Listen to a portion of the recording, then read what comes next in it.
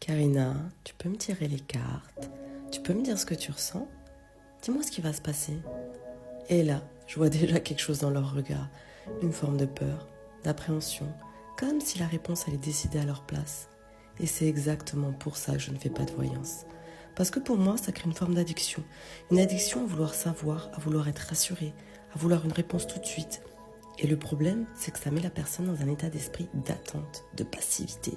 Au lieu de se mettre en mouvement, elle attend. Elle ne se remet plus en question, elle ne cherche plus à comprendre. Elle veut juste savoir comment je peux obtenir ce que je veux, comme s'il existait un raccourci. Mais la vie, ça marche pas comme ça.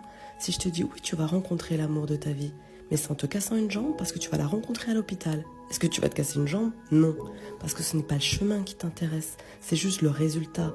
Et ça, c'est dangereux, parce que ça enlève quelque chose d'essentiel, ton pouvoir. Ça affiche une seule possibilité alors qu'il y en a des centaines. Et surtout, ça crée du contrôle.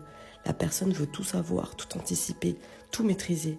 Mais en faisant ça, elle se coupe de la spontanéité, l'imprévu, l'inconnu, alors que c'est justement là que la vie se passe, que tu apprends, que tu évolues. Et pour moi, c'est aussi une question d'éthique. Parce que vouloir savoir, ça peut aussi devenir vouloir contrôler l'autre, vouloir manipuler. Et ça, c'est pas sain.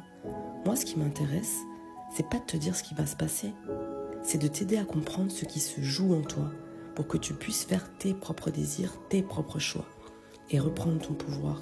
Si ce que je te dis te parle, j'accompagne dans des moments de doute pour que ce ne soit plus tes peurs ou tes désirs qui décident, mais la part en toi qui sait ce qui est juste pour ton avenir.